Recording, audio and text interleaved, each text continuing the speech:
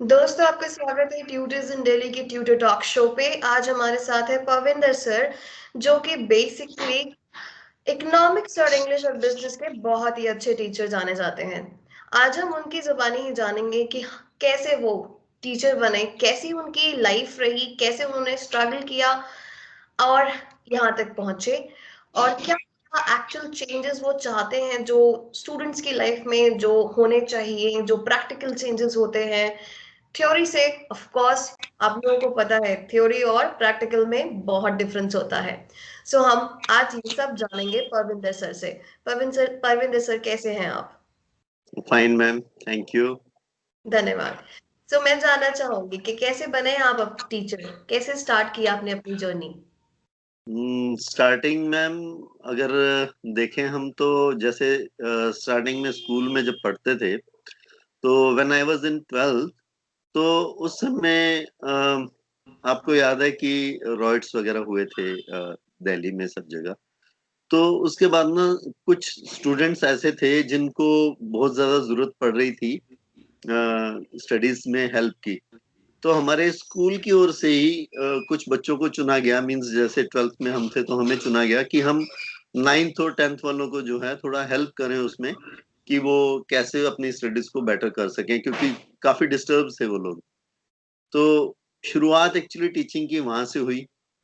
फिर उसके बाद खैर ग्रेजुएशन और पोस्ट ग्रेजुएशन करने के बाद फिर जब मैंने देखा कि यस, जो क्रेज है मेरा वो टीचिंग में ही है, और खास करके बच्चों के साथ रहना और उनके साथ कम्युनिकेट करना बहुत अच्छा लगता था। तो वहां से शुरुआत हुई सारी टीचिंग की। सो बहुत अच्छा लगा जान के। नीड थी, लाइक सिचुएशन ऐसी थी, तो आपने आके आगे बढ़ा and then you became a teacher. So उस टाइम में और आज के टाइम में बहुत ज्यादा डिफरेंस आ गया है, ये आप भी जानते हैं। Yes, so yes. क्या चेंजेस आपको देखने को मिले जो आपके करियर पे भी इम्पैक्ट पड़े? बिकॉज जब आपने स्टार्ट किया होगा और अगर हम आज की बात करें तो बहुत डिफरेंस है। तो चैलेंजेस एक टीचर को भी आते हैं, तो आपको क्या चैलेंजेस आए पहले के टाइम में और अब करंट टाइम में? श्योर मैडम, कई चीजें थी। देखिए, जो मैं पहले की बात करूं आज से जैसे 20-25 साल पहले, तो जब हम पढ़ाते थे तो ओनली बुक्स की हेल्प थी। ठीक है, नोट्स वगैरह खुद ही बनाने करने और बुक्स थी। अब आजकल वैसे देखा जाए तो टेक्नोलॉजी ने काफी इजी कर दिया है चीजों को। कई चीजें हमें अवेलेबल हैं और एक बार हम बना लें। अब कंप्यूटर और फोन बहुत यूजुअल हो गए हैं हम लोग। लेकिन हाँ, ये जरूरी था उस समय सीखना, क्योंकि नेचुरली उस टाइम में इतना ये नहीं था। लेकिन जैसे जैसे चेंज आया तो सारा कुछ सीखा, साथ में कंप्यूटर भी सीखा, लैंग्वेजेस भी सीखी इसकी। ठीक है, और फिर उसमें इसको यूज करना। और आज अगर हम बात करें कोरोना के टाइम में जो प्रॉब्लम्स आई हैं, क्योंकि सारी क्लासेस ऑनलाइन चल रही हैं, ऑफलाइन स्कूल्स बंद हैं और कोचिंग सेंटर्स बंद हैं। तो ऑनलाइन में भी जो चीजें सीखनी थी, जैसे चाहे हमने जूम पे मीटिंग्स करनी है या स्काइप पे करनी है, कैसे उसमें स्क्रीन शेयर्स करनी है, या जो भी सारी चीजें, तो ये खैर सीखने को मिली और अच्छा भी लगा। ठीक है। और अगर हम बात करें तो टेक्नोलॉजी के साथ साथ जो स्टडीज पैटर्न में भी चेंज आया धीरे धीरे, तो वो सारी चीजें हैं। स्ट्रगल तो नहीं कह सकते इसको, बट मैं लर्निंग कहूंगा, क्योंकि ये लर्निंग थी हमारे लिए भी और स्टूडेंट्स के लिए तो है ही है, हमारे लिए खुद भी लर्निंग थी। जी, लर्निंग का तो वैसे भी कोई टाइम नहीं होता है। जब हमें लर्न करने के लिए मिल जाए वो वेलकम होना चाहिए। एक क्वेश्चन पूछना चाहूंगी, जैसे एक प्रैक्टिकल एस्पेक्ट होता है बिजनेस पे। अगर मैं बिजनेस की बात करूं तो बिजनेस सब्जेक्ट के, तो थ्योरेटिकल और प्रैक्टिकल में मतलब क्या डिफरेंस आप मानते हैं? हाँ जी, कई चीजें आती हैं। देखिए, थ्योरी में तो ठीक है, हमने पढ़ लिया, और लेकिन उसको समझाना बच्चों को कि प्रैक्टिकल कैसे है। और अगर हम यहाँ देखें तो यहाँ ऐसी कुछ पॉसिबिलिटीज है नहीं कि जैसे हम ग्रेजुएशन या पोस्ट ग्रेजुएशन की बात करें तो वहाँ तो इंटर्नशिप वगैरह मिल जाती है या बच्चे कुछ काम कर भी रहे होते हैं। तो यहाँ पे जो ट्राई रहती है हमारी कि हम ग्रुप्स बना के बच्चों को कुछ रोल्स इस तरह से दे के और उसको डिस्कस कर सकें, तो उससे ज्यादा क्लैरिटी मिलती है बच्चों को। मीन्स जी, जस्ट लाइक वो एक रोल की तरह हो गया, उन्होंने रोल अपना प्ले किया और उनको सारी चीजें सीखने को मिल जाती हैं बिसाइड थ्योरी। एग्जैक्टली। सो अभी भी फिलहाल क्या समझते हैं कि क्या चेंजेस होने चाहिए जिससे और इम्प्रूवमेंट हो सकता है? चेंजेस तो देखिए, अगर हम बात करें तो जैसे अभी हमने कहा कि प्रैक्टिकल साथ में सिचुएशन, अगर प्रैक्टिकल सिचुएशंस ऐसी हो सके, ठीक है, पॉसिबिलिटीज हो थोड़ी, क्योंकि जैसे मैंने देखा है कई जो फॉरेन के स्कूल्स हैं, वहां पे उन लोगों का जो टीचिंग है वो क्लासरूम तो है ही है, लेकिन क्लास के बाहर आउट ऑफ द क्लास भी बहुत टीचिंग है उन लोगों की।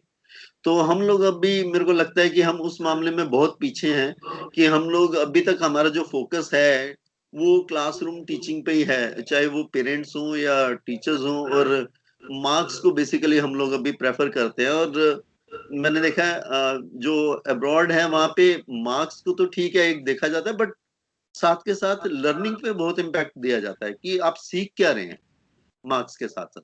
तो वो चेंज आना यहाँ भी बहुत जरूरी है कि हम मार्क्स के साथ साथ बाकी लर्निंग की ओर भी देखें कि बच्चे ने क्या सीखा है, क्या अंडरस्टैंडिंग है उसकी, क्या लेवल है। जैसे अभी आपने मार्क्स की बात की तो आपने देखा होगा कि अगर मैं इंडिया की बात करूं तो पेरेंट्स का बहुत ज्यादा, एक तरह से मैं कहूँ कि एम्फेसिस होता है स्टूडेंट्स के, बच्चों के ऊपर कि इतने नंबर लाने ही ना आने, बहुत ज्यादा प्रेशर होता है। तो एग्जैक्टली। मतलब किस लेवल तक ये प्रेशर सही है? क्योंकि आपने देखा होगा बहुत अलग तरह से भी नेगेटिव इम्पैक्ट्स भी पड़ते हैं बच्चों पे, क्योंकि बिल्कुल हर एक बच्चा एक जैसा नहीं होता है। जो अगर उससे 95% एक्सपेक्ट किया जाए तो वो 95 ला सके, हर एक की यस, कैपेबिलिटी ये नहीं होती, बट एक्सपेक्टेशन हर पेरेंट्स की एक जैसी होती है। सो बिल्कुल पेरेंट्स ठीक। किस अकॉर्डिंग एक्सपेक्ट करना चाहिए इस बच्चों से? देखिए मैम, उस मामले में मैं ये कहूंगा कि हम लोग भी कोशिश करते हैं, मतलब जैसे मेरी अपनी खुद की कोशिश रहती है कि मैं पेरेंट्स के साथ अकेले में कई बार सेशंस करूं, बात करूं। तो उसमें हम पेरेंट्स को यही सिखाते हैं, देखो, एक एक है कि ओवरऑल प्रोग्रेस, राइट। अगर बच्चे ने अपना स्कोर ही इम्प्रूव किया है देन इट इज बेटर। देखिए हर कोई तो, अगर 40 बच्चे हैं क्लास में तो 40 के 40 तो फर्स्ट नहीं आ सकते ना। और ये आपको भी पता है कि 40 के 40 99% या 95% भी नहीं ला सकते। But if he is improving then it is better, I think, because कि हमें बच्चे की इंप्रूवमेंट चाहिए step by step, step by step, उससे उसको मोटिवेशन भी मिले, उसके ऊपर इतना ज्यादा प्रेशर भी ना हो कि वो कोई गलत स्टेप उठाए इन चीजों में, इतना डिप्रेशन में आके। तो हाँ, अगर जहां भी बच्चा इंप्रूव कर रहा है वहां अगर पेरेंट्स मोटिवेट करते हैं तो बच्चे में बहुत ज्यादा कॉन्फिडेंस बढ़ता है, और मैंने बहुत इंप्रूवमेंट देखी है ऐसे बच्चों में जहां पे पेरेंट्स उनको सपोर्ट करते हैं साथ जी। सो अभी हाल ही में कुछ टाइम पहले न्यू पॉलिसी आई थी एजुकेशन की, जो उसके बारे में बहुत चर्चे हो रहे थे। तो आप थोड़ा सा मुझे उसके बारे में बताइए कि आपका क्या पर्सपेक्टिव है उसको लेके? में।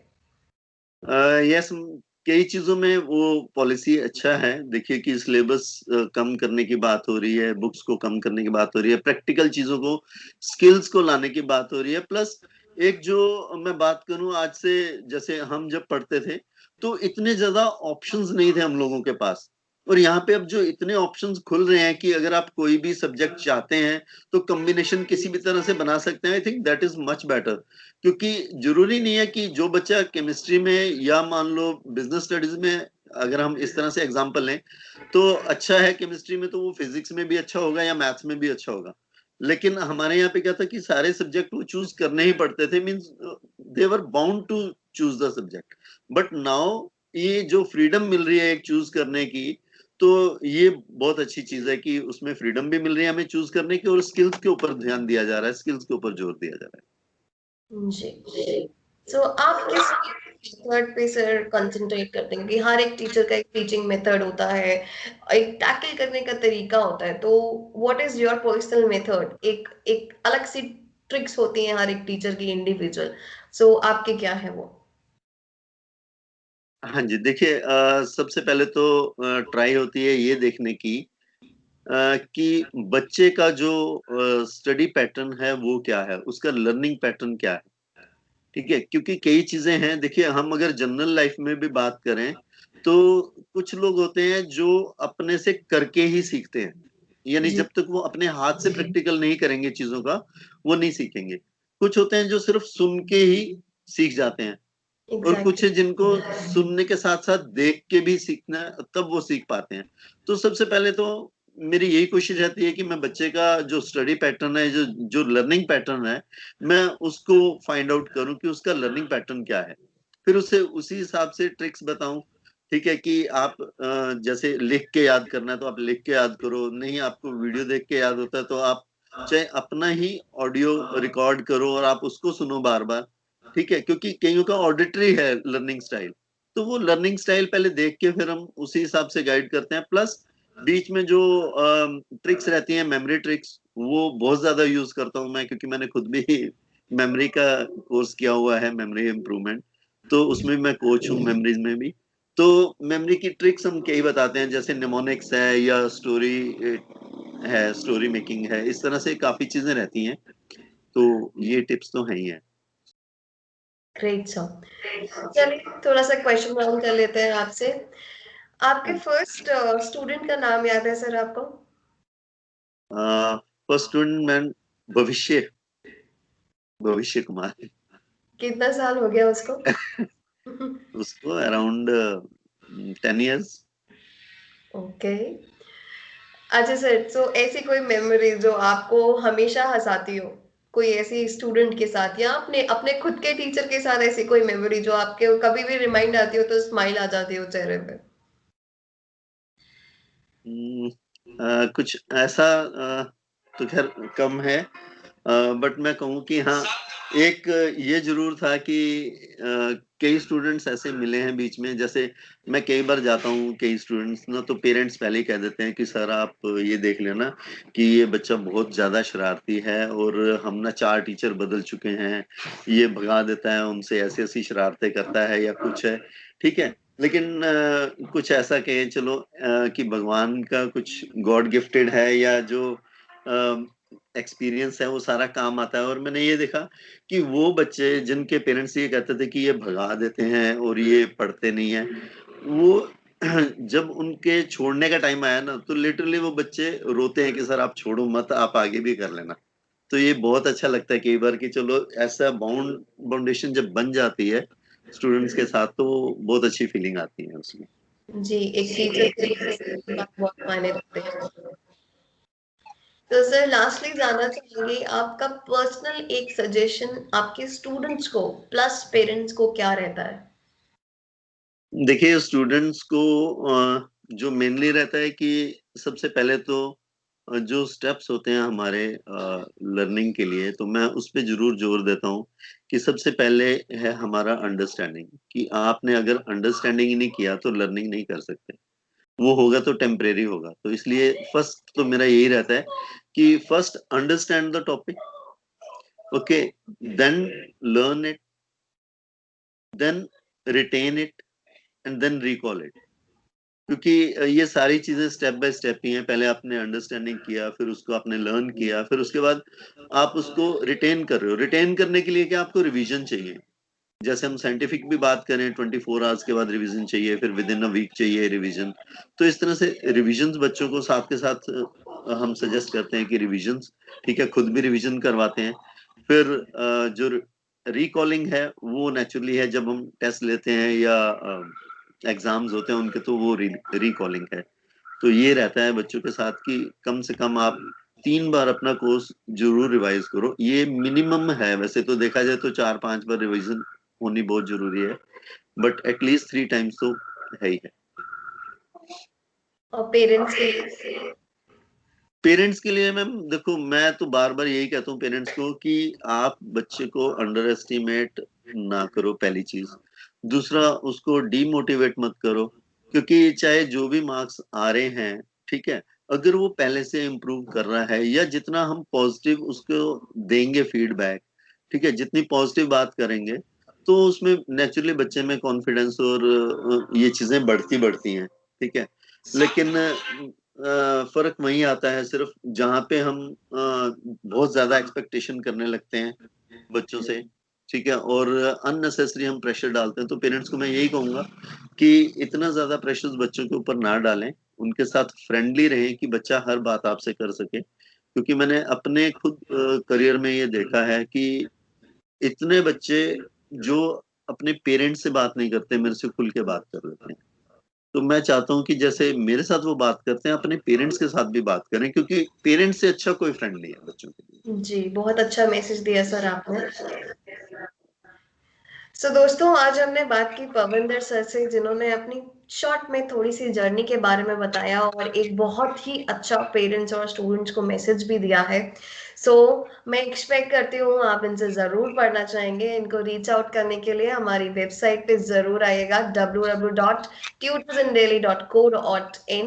एंड सिर्फ यही सब्जेक्ट्स नहीं, आप जो भी सब्जेक्ट पढ़ना चाहते हैं अपने स्टूडेंट अपने टीचर्स को डायरेक्टली रीच आउट कर सकते हैं। आज के लिए इतना ही।